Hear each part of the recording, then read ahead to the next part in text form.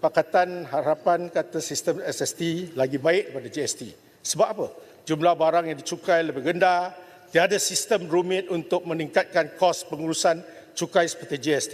Kini hakikatnya cukai SST telah diperluaskan sekali lagi pada tahun ini dan tahun depan akan diperluaskan dan banyak lagi sektor akan tergolong dalam ini.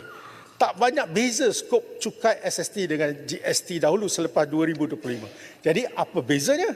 Bezanya ketara. GST lebih efisien, menghindar black economy dan tiada keterasan serta lebih telus.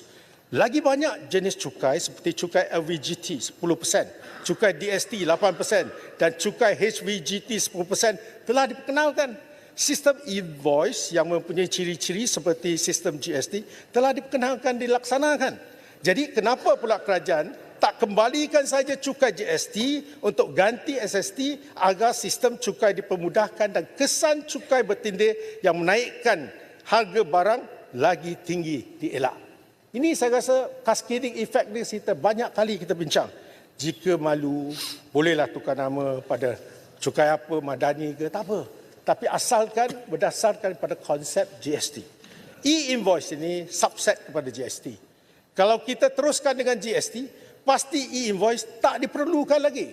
Tetapi sekarang dengan pelaksanaan e-invoice, kerajaan terpaksa berbelanja bagi pembelian peralatan ICT dan pakej perisian komputer. Sudah 2 kali belanja. Bukankah pembaziran ini amalan syaitan? Berapa pula jumlah perbelanjaan yang akan dibelanjakan kerajaan untuk tujuan ini? Ini belum lagi termasuk jaminan keselamatan sekiranya berlakunya sistem penggodaman atau dan seperti apa yang dihuraikan tadi. Sebelum pengumuman belanjaan 2025, ramai penganalisa berpendapat bahawa SST sepatutnya tahun depan adalah tahun yang paling optimum untuk kita bawa balik. Jadi, saya beralih kepada cukai HVGT. Setelah meneliti pembentangan belanjawan ini, saya tanya-tanya apa sudah jadi dengan cukai barangan bernilai tinggi atau HVGT.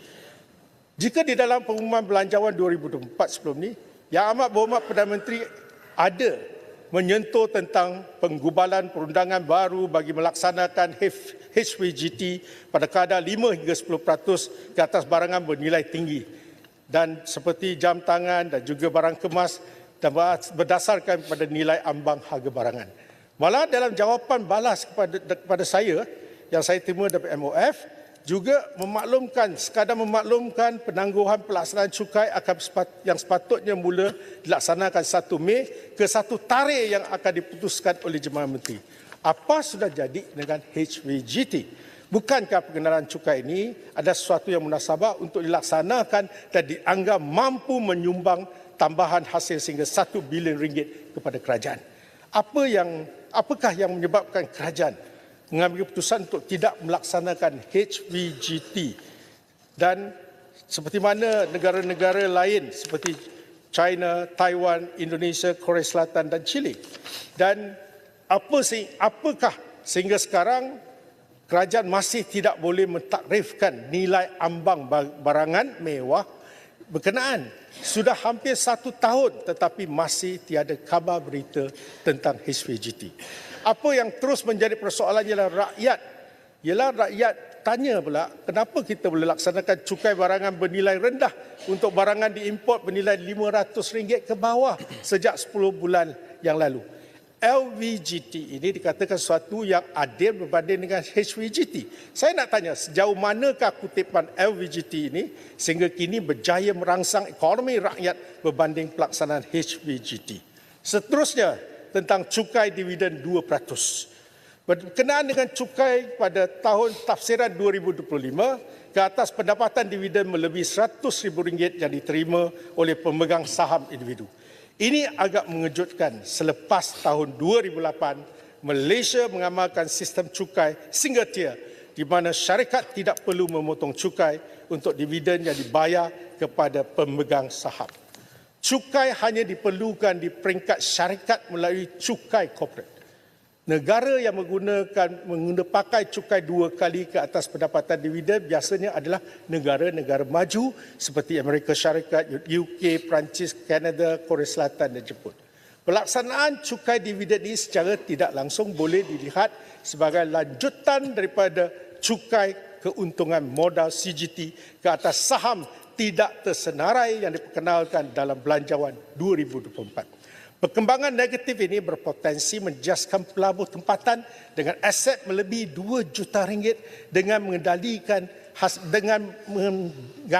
dengan mengandaikan hasil dividen sebanyak 5%. Justru kerajaan perlu menjelaskan apakah ini akan digunakan untuk pendapatan dividen daripada semua kelas aset dan apakah pelabur asing juga turut dikenakan cukai dividen ini. Selain itu, saya juga melihat pengenalan cukai ke atas dividen melebihi RM100,000 mampu menjadi batu penghalang kepada pengusaha kecil dan sederhana daripada mengembang perniagaan mereka ataupun memperoleh keuntungan yang tinggi. Semalam Perda Sama pun telah buat satu kenyataan yang sama. Hal ini kerana bagi kebanyakan pemain PKS, sebahagian besar daripadanya dividen itu akan disalurkan kepada pemilik perniagaan kerana ramai daripada mereka telah tidak mengambil gaji kerana masalah aliran tunai. Jadi, adakah kerajaan mempertimbangkan untuk mengecualikan PKS daripada dikenakan cukai dividen 2% ini? Seterusnya, kadar cukai eksais gula. Untuk kenaikan duty excise bagi minuman bergula secara berfasa mulai 1 Januari tahun depan dengan kadar 40 sen seliter kini naik sampai daripada 50 sen kepada 90 sen. Saya sikit tak fahamlah. Kerajaan tak boleh impos cukai tetapi dalam masa yang sama memberi subsidi kepada pengilang gula. Kerana atas faktor keselamatan, itu alasan justifikasi kita. Ini macam bagi vitamin, racun dalam masa yang sama, kerajaan tak boleh buat kedua-dua perkara serentak. Kena pilih salah satu. Apakah hasrat kita? Apakah objektif kita? Harga gula di Malaysia di bawah harga siling adalah disebabkan pemberian subsidi oleh kerajaan sebanyak RM47 juta sebulan kepada semua pengilang di Malaysia sejak November 2023. Ini yang perlu dihentikan kalau kita serius atas faktor kesihatan rakyat.